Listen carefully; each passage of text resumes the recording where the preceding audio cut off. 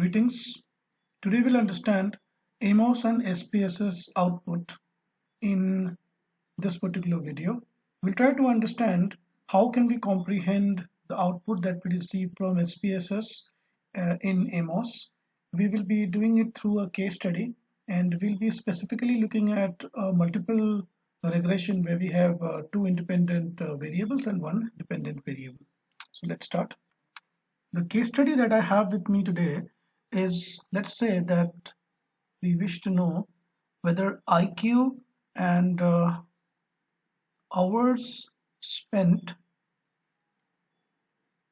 on study have any effects on my grades.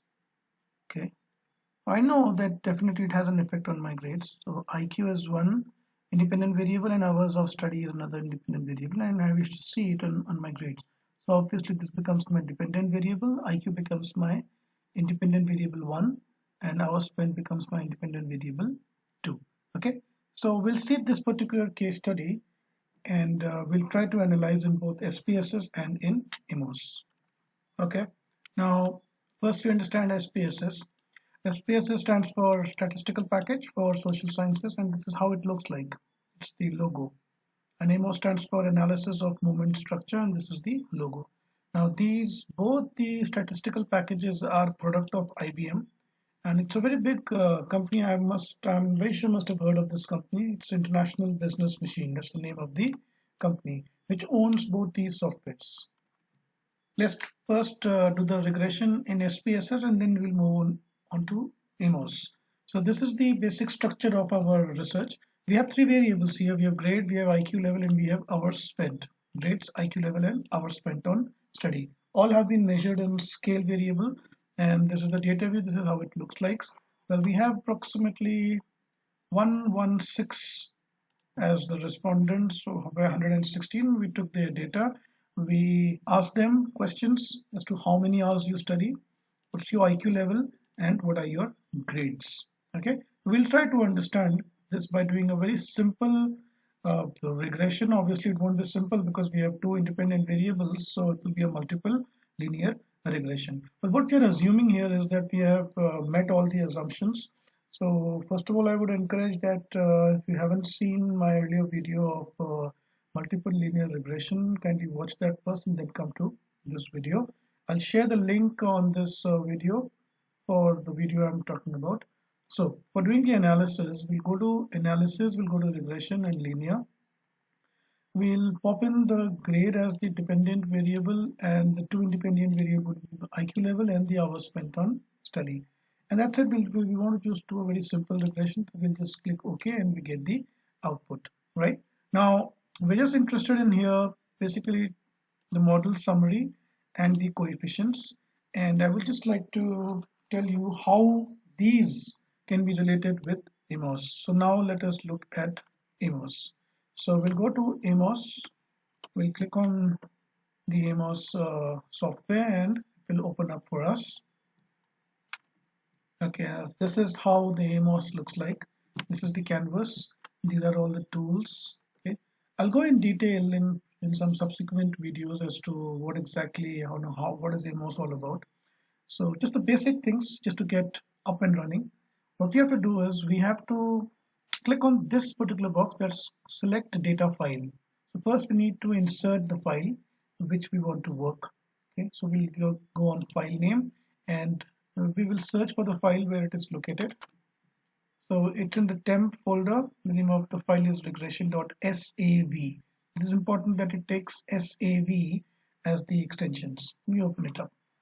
Okay, and it tells us that there are 116 respondents. Okay, so we'll go to OK when the file has been loaded. Then what we have to do is we have to click on this box that's the list variables in data set. Okay, the moment we do that, the three variables can easily be seen. I'll just try to show you.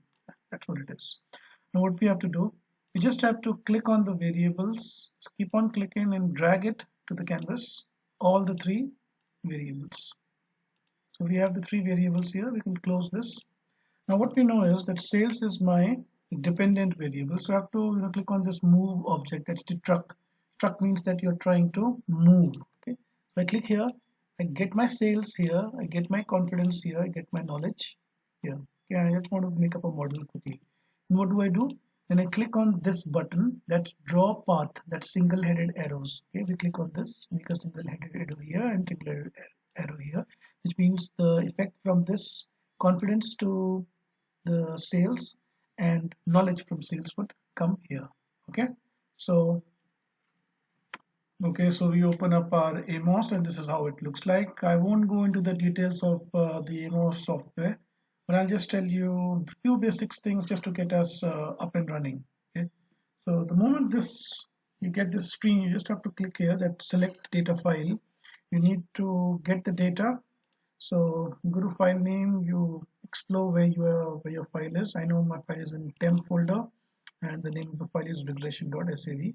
And I open it up and it tells me that there are 116 respondents. I click on OK and my file has been loaded. Then I click on this button that's list variables and data set, and you can see I've got three variables: grades, IQ level, and hours spent. What do?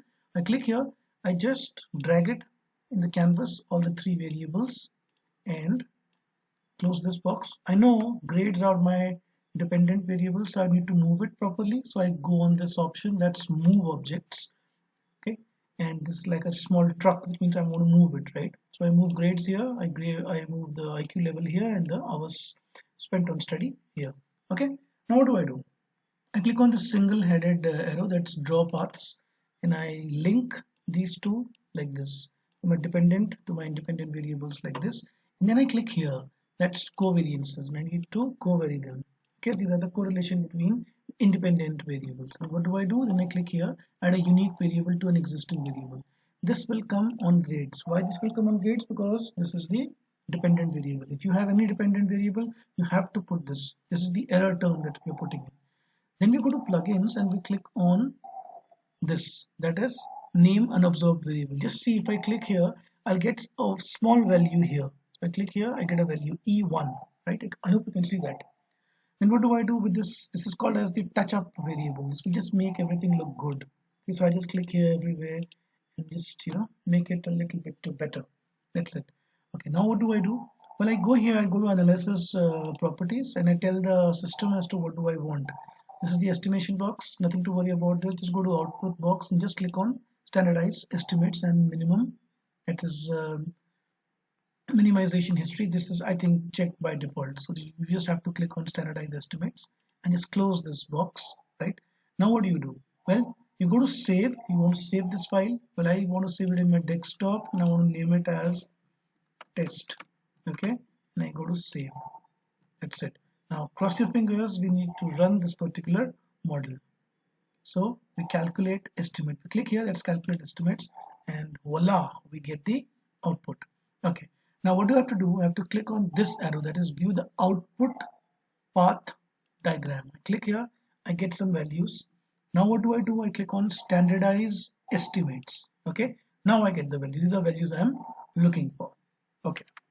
Okay, let us now compare the output of SPSS with the output of AMOS. Okay, first we go to the model summary here.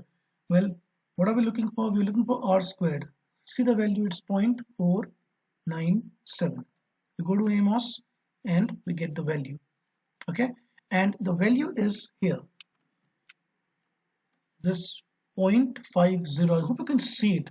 Let me try to increase the size of this so that you can see this. You got it? Right. The grade is how much? 0.50. We compare it with output of SPSS, it's 0.497. What it has done, it has basically rounded it.